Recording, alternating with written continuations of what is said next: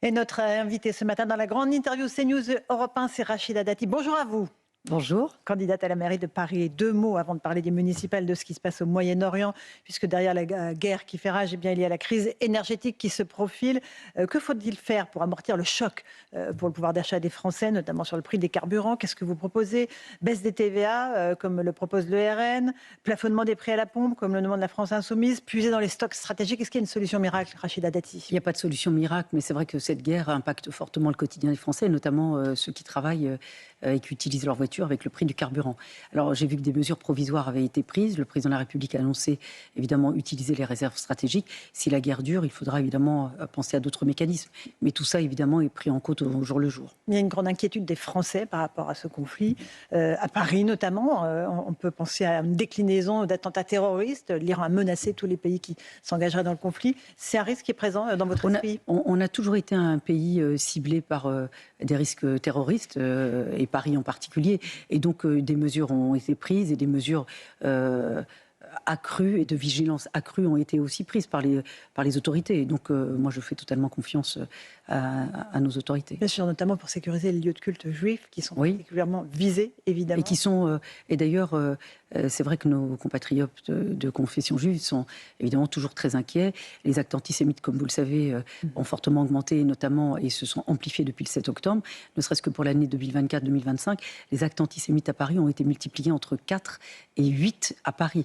Et donc, ça veut dire que nos compatriotes juifs sont une cible particulière. Et donc, il faut avoir une vigilance très particulière à leur égard, et notamment sécuriser les lieux de culte. 4 à 8%, c'est ça, ça a doublé. Hein. Oui, mais ça a été multiplié par 4 en 2024, et ça, la hausse a augmenté en 2025. Mais vous savez, je vais vous dire, moi, quand j'étais garde des Sceaux, j'avais mis des magistrats en charge de la lutte contre l'antisémitisme dans tous les parquets de France. L'antisémitisme est une réalité en France, et elle s'est amplifiée depuis le 7 octobre. Et d'ailleurs, la gauche, et cette gauche radicale, j'ai dit dire, y contribue sur son amplification. C'est pour ça que moi je le dis bien aux Parisiens et aux Parisiennes qui veulent le changement à Paris, de bien regarder, parce qu'on scanne tous les colistiers de tout le monde, sauf celle d'Emmanuel Grégoire. Regardez sur sa liste, Daniel Simonet, qui est soutenu activement par des antisémites notoires, Laurent Sorel, il y a des élus sur la liste du 19e arrondissement qui sont les colistiers de M. Grégoire, qui sont des antisémites, qui sont des racistes. Laurent Sorel, qui est colistier d'Emmanuel Grégoire, considère que la police tue. Yann Brossat considère que la plupart des gens qui ont des propos antisémites notoires, des élus, ils considèrent qu'ils ne sont pas antisémites. Voilà avec qui veut gouverner Paris Emmanuel Grégoire. Et donc il faut... Lui-même renvoie à certains de vos candidats. Il dit que vous avez une candidate zémoriste sur votre liste et un candidat qui validerait une comparaison entre les chiens et les musulmans. Je n'ai pas... moi je vais vous dire... Est-ce que vous répondez que vous défendriez des idées racistes? Monsieur Grégoire, alors le premier des racistes, ce sont eux, et ils le font très régulièrement. Et c'est plus perfide que ça, c'est du racisme social. Ils se bouchent le nez avec des gens comme moi. Je vous le dis, j'incarne leur échec à gauche. Et la gauche, c'est tellement... Non mais la gauche, c'est tellement... Cette assignation, c'est ça bien sûr. Qui pèse sur et vous. puis cette essentialisation systématique. D'ailleurs, la gauche, c'est tellement affaiblie qu'elle a tout cédé à la gauche radicale. Regardez la liste d'Emmanuel Grégoire. Moi, je le dis aux Parisiennes et aux Parisiens, c'est toute la question aujourd'hui.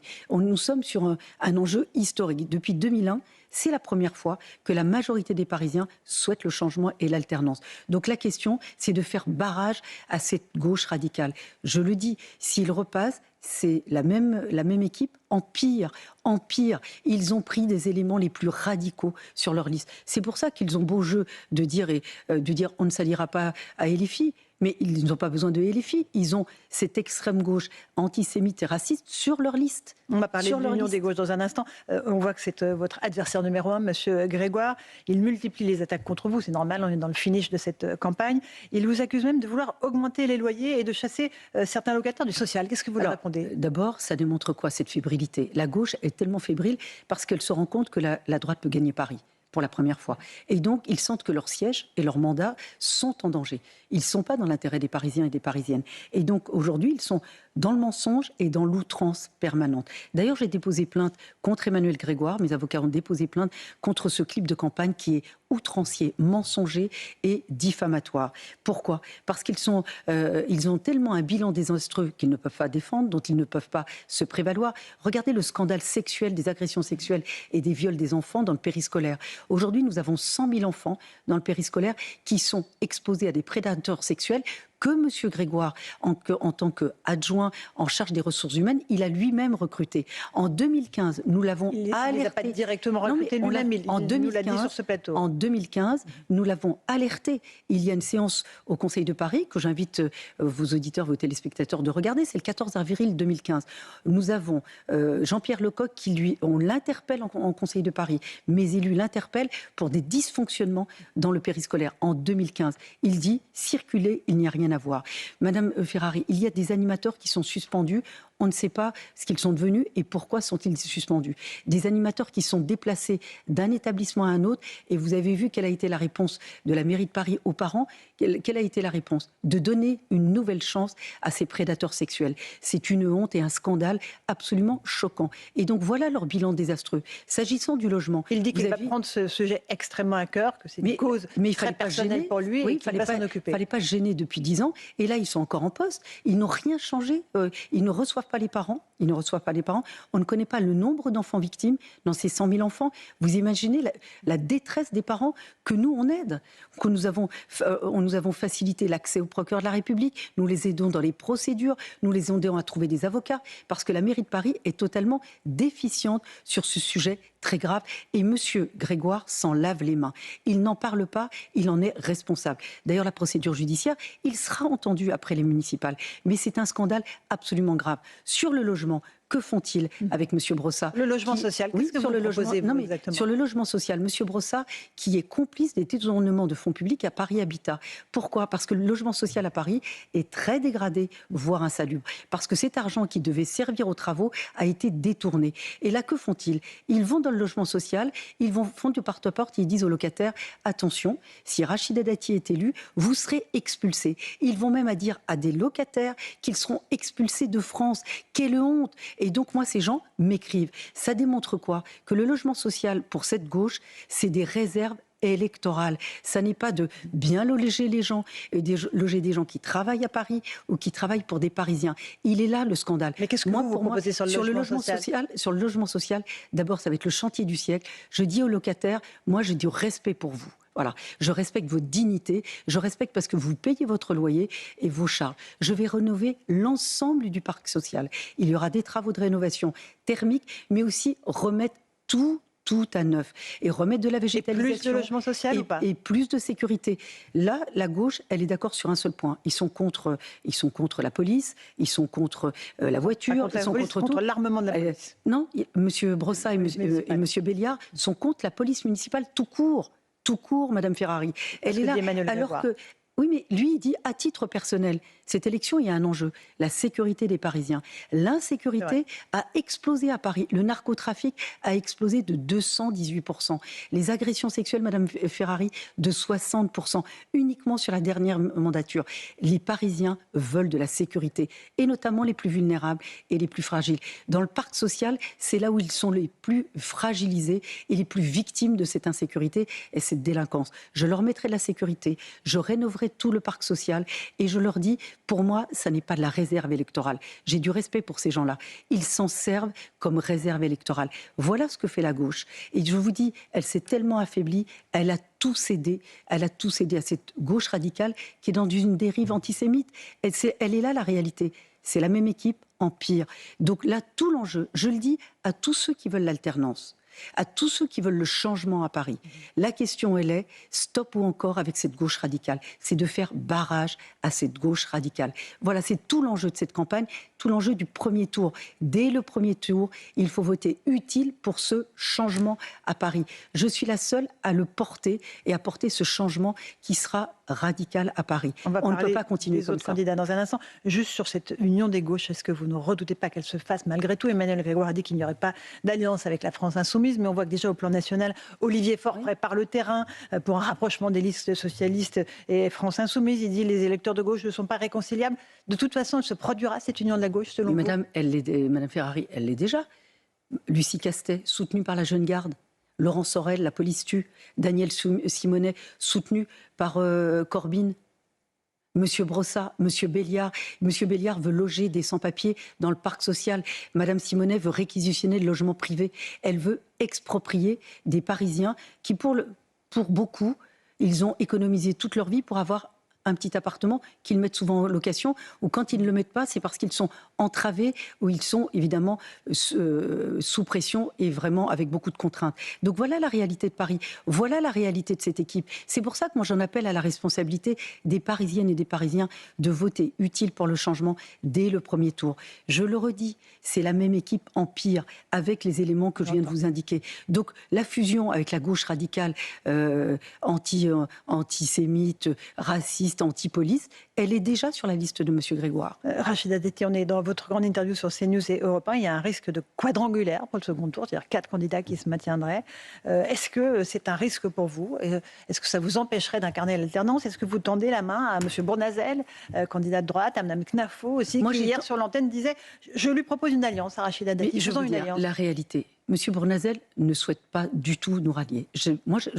Ces électeurs nous le disent. Les colistiers de M. Bournazel nous appellent. Encore hier, j'étais avec certains colistiers de M. Bournazel en réunion d'appartement. Ils nous ont tous dit qu'ils souhaitent cette alternance et ils veulent nous rejoindre. Donc c'est une réalité. Donc j'appelle ces électeurs à voter pour nous pour avoir cette alternance, pour faire barrage à cette gauche radicale. Et sur les électeurs de Mme Knafo, que veulent-ils d'abord? Ils veulent faire barrage à cette gauche radicale. Ils veulent le changement. Simplement, il y a une réalité à Paris.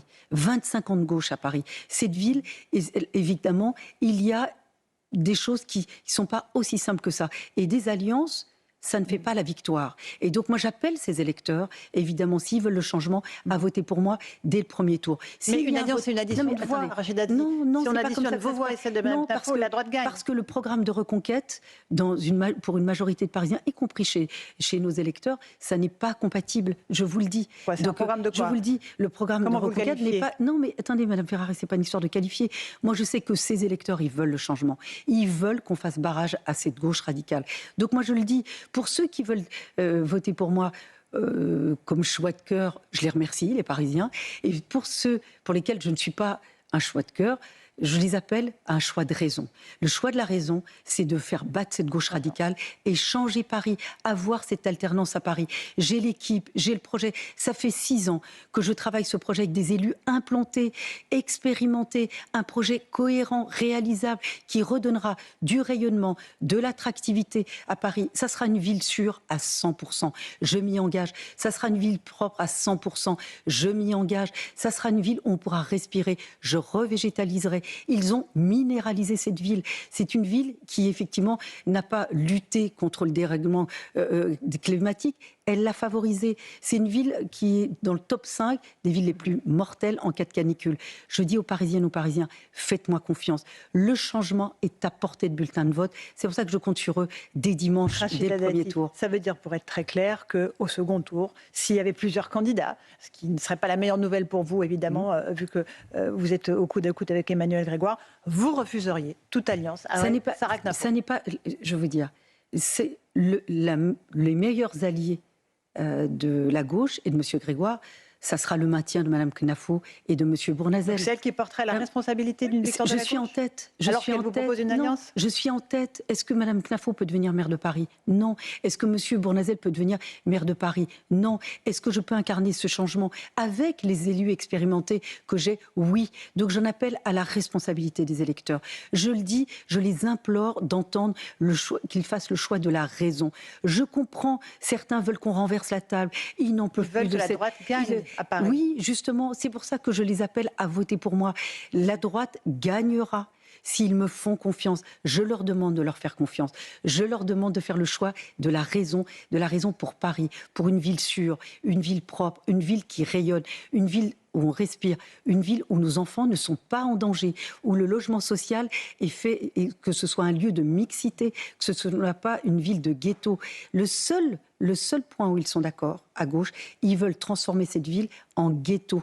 Et pourquoi ? Parce qu'ils veulent mettre 40% de logements sociaux. Voilà ce que va devenir Paris. Une ville paupérisée et ghettoisée. Ça n'est pas mon projet. Ça n'est pas le projet des élus qui m'accompagnent aujourd'hui. Que les électeurs aussi, peut-être de droite, qui veulent l'alternance à Paris, qui est depuis 25 ans aux mains de la gauche, et peut-être que vous vous entendiez. Il y a des points communs entre M. Bournazel, ce qu'il propose, Bien entre sûr, ce que propose Mme Dafo. mais bien sûr, vous entendre sur des sûr. points programmatiques et vous Non, présenter moi, avec un front uni. Je n'attaque pas les personnes, je dis simplement qu'ils ne sont pas capables de rassembler. Il faut aller au-delà des clivages. Ma liste, et y compris sur cette volonté de changement, pour la première fois depuis 2001, c'est quoi? C'est qu'on est allé au-delà des clivages. Et je porte ce dépassement des clivages. Donc je dis à tous ces électeurs, vous voulez le changement, vous voulez qu'on fasse barrage à cette gauche radicale qui a détruit Paris, qui a ruiné l'école publique, qui veut ruiner l'école privée. Le bilan est désastreux. Le bilan de la gauche est désastreux. Donc j'en appelle à tous les électeurs, en raison et en cœur aussi, s'ils le souhaitent, de voter pour moi dès le 15 mars. Je veux vous le dire, j'en appelle à eux pour me donner cette dynamique de la victoire. Faites-moi confiance, avec moi, Paris changera, et changera en mieux. Leur vie s'améliorera, et s'améliorera en mieux. Je le dis, faites-moi confiance, je porte et j'incarne ce changement, et je le ferai. Je tiendrai mes engagements. Rachida Dati, à vous entendre M. Larcher ou encore M. Bertrand qui font partie des LR, cette union de la droite n'existera pas. M. Larcher appelle à l'exclusion de tous les LR qui pourraient soutenir des listes RN-UDR ou Reconquête. C'est Madame Ferrari, la désunion. Madame Ferrari, Paris, il y a une réalité. Quand Paris a été dirigé par 25 ans de gauche, il y a une réalité. C'est pour ça que j'en appelle à la raison des électeurs. Si vous voulez qu'on change, il faut qu'on vote pour ma liste et mes candidats dès le premier tour. Il faut que nous ayons cette dynamique pour le changement à Paris. Qu'ils me fassent confiance. Le périscolaire sera revu. Les enfants seront protégés. Le logement sera de meilleure qualité. Les gens qui sont évidemment dans le logement social seront respectés. Ceux qui travaillent à Paris et qui travaillent pour les Parisiens auront la priorité dans le logement. La ville sera sécurisée. La ville sera propre. Je redonnerai du rayonnement et de l'attractivité pour cette ville qui s'est paupérisée et fortement dégradée. Anne Hidalgo soutient évidemment Emmanuel Grégoire, quoique le rapport a été très compliqué. Elle dit, lui, il ne brutalisera pas la capitale. Parce que la gauche, elle se rassemble toujours pour sauver des mandats ou des sièges. Ce que ne fait jamais la droite. Ce que ne fait pas faire la droite, Madame Dati. La droite, c'est vrai, on se divise. C'est pour ça que là, j'en appelle aux électeurs. Et je demande aux électeurs d'être finalement plus intelligents que nous. Mais ils ont le droit au premier tour de choisir qui va, Madame Dati. Mais Madame Ferrari, je leur dis, il faut qu'ils aient un choix de cœur, à défaut, un choix de la raison. Vous voulez le changement, il faut nous donner la dynamique dès le premier tour. Je le dis, celui qui arrive en tête au deuxième tour sera maire de Paris. Donc il faut faire très attention. La réélection de la gauche ne sera possible qu'avec la dispersion des voix à droite et du centre. Je le dis très solennellement et avec beaucoup de gravité. Et si la gauche est réélue, on n'en aura pas pour 6 ans de plus. On en aura pour une vingtaine d'années de plus. Parce qu'ils vont paupériser Paris, ils vont faire comme ils ont fait dans le logement social, ils ont utilisé ces locataires, ces gens qu'ils ont logés très mal et de manière indigne comme une réserve électorale. Ça n'est pas mon projet. Il y a beaucoup de communes, 9 communes sur 10, Madame Dati, où on aura les résultats dès dimanche soir, parce qu'il n'y a que 2 listes. Est-ce qu'au fond, le mandat de maire n'attire plus nos concitoyens? C'est une mission difficile. La vie est difficile, mais on l'a choisie. Moi, c'est vrai, regardez, je concentre toutes les attaques, toutes les autres. C'est pour ça que vous n'avez pas voulu débattre? Non, vous n'avez pas voulu débattre? Non, mais parce que c'est un exercice démocratique. Moi, j'en ai toujours fait, vous le savez bien, Madame Ferrari. Vous n'avez pas peur des débats, je le sais. Voilà, je n'ai pas peur des débats. Mais là, vous avez dit non. Non, quand vous faites 2 heures ou 3 heures de débat, vous avez 10 minutes utiles. Comme je suis la cible de tous les autres candidats, je n'aurais pas pu défendre mon projet. Et je ne suis pas là pour répondre à des attaques ou des outrances. Je suis là pour défendre les Parisiennes et les Parisiens et leur dire comment je vais changer leur vie. Il est là l'enjeu. Et donc l'enjeu de dimanche, c'est de faire barrage à cette gauche et cette si gauche nous vous radicale. proposons un débat entre les 2 tours avec Emmanuel Grégoire, vous diriez oui? On va dimanche soir. C'est démocratique. Bien sûr, Madame Ferrari, je ne suis pas contre les débats et vous le savez bien. Je dis simplement, là, l'enjeu, la priorité, c'est la mobilisation des électeurs pour le changement et l'alternance à Paris. Je compte sur eux et j'en appelle à eux. Le changement n'est possible qu'avec eux et grâce à eux. Rachida Dati, merci beaucoup d'être venue ce matin sur CNews et Europe 1. C'était votre grande interview. Bonne journée à vous.